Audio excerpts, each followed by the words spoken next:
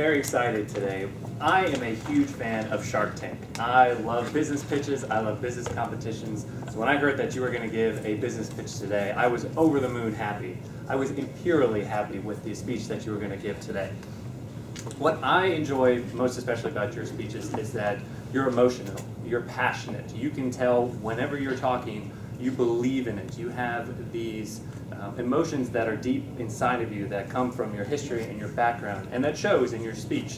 Whatever speech you're giving, you have passion, you have energy about what you're talking about. And you use that in your hand gestures, in your vocabulary as well. So I think you do a great job with the passion. As far as the body and the content of the speech, I thought you had all the elements of the speech ready to go. The biggest thing is I would change the order in which you presented it. I was told there are 4 parts to a pitch. Name, same, different actions. What that means is you want to have a story, so something that's a little bit different. Start with the oak tree was an excellent example. That's a great story, something that we can relate to, something that's a little bit different and unique to your brand. So you start with something that's a little bit different, then you go into the problem. So we have this big oak tree with its branches that connect thousands and thousands of different leaves and branches. The entrepreneurs and the business owners in the community don't really have that connection point anywhere with anybody. Our oak tree, IGS, is here to help people connect with one another. So within that, you have something that's a little bit different. You get to say your name, and you get to say something that makes you similar to other people, which allows people to make some connections of their own to see, okay, how is this relevant to me? I think had you opened with that, opened with a story, opened with something that's a little bit unique, you would have grabbed our attention.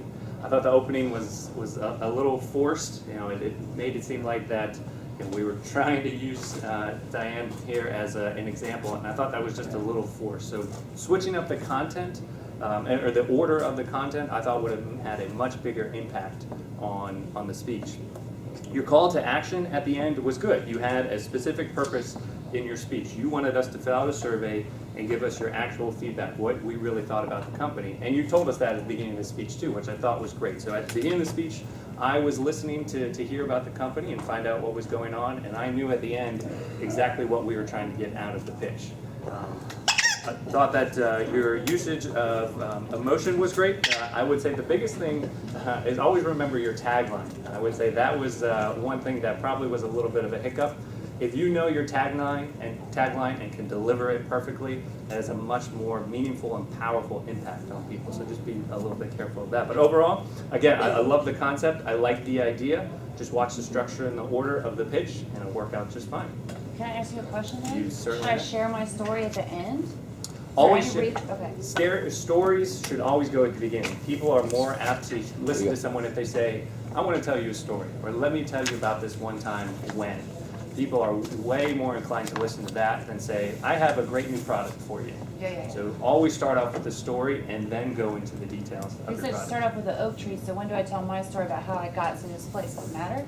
I would go once you tell the beginning or the basic details of the company, the idea. Okay. And then we can go into the background. So then once I hear the story, hear the basic parts of the business pitch, then I'm either hooked or I'm not interested whatsoever. If I'm hooked, I definitely want to hear your background a little bit more.